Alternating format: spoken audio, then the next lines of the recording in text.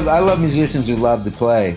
I was never a huge Blasters fan, but I got off and talking to their piano player. I think his last name was Taylor. The nights when the Blasters weren't playing, he would just wander into downtown looking for some bar with a piano. Amazing. You know what I mean? Hopefully, at best, he might find some band that he might be able to sit in with that wouldn't mind an accomplished pianist player. Yeah. That guy has my respect. For sure. You know, he feels the music and wants to play. He's not thinking, oh, good, I've got a night off. Yeah. You know, because to him, it's a joy. That's what it should be. It's a joy to be the editor and publisher of Big Takeover if people will buy it, if people will read it seriously and see that we're all trying to have a fun time together, learning together.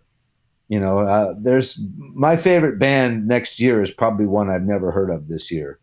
And it could be a group that broke up in 1957. Or it could be a band that's played 2 gigs in their life so far, people half my age. Music can come from anywhere.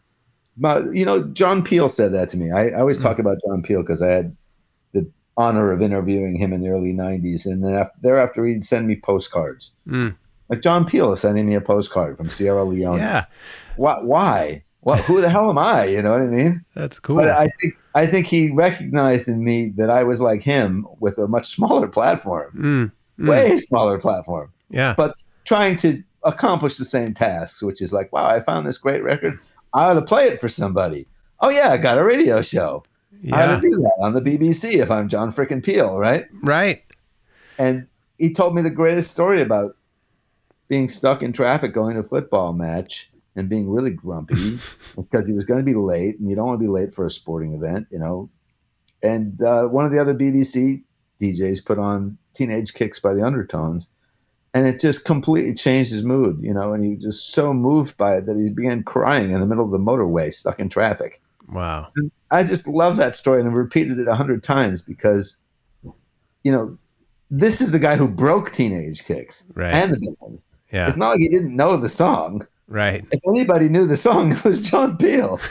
But just having someone else put it on for him, you know, on the BBC, he's just like, God, this song is so great. Oh, my God, what a great song. Yeah. And there's not a moment he's missing. You know, he can hear the bass line, he hears the drum, he hears the vocal, and he hears it together, too. He's like 56 years old or whatever, and he's been doing this since the early 60s. He used to be a Beatle expert in the California and Oklahoma, he told me, in the early 60s because he had a British accent and was already on the radio. He's like, what can you tell us about the Beatles?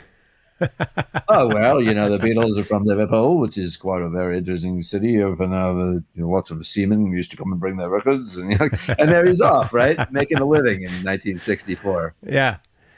He moves back to England and becomes like, you know, the first guy to have a rock show on the BBC. He's John Peel, and he's still just moved to tears by a favorite song. Shouldn't we all be like that?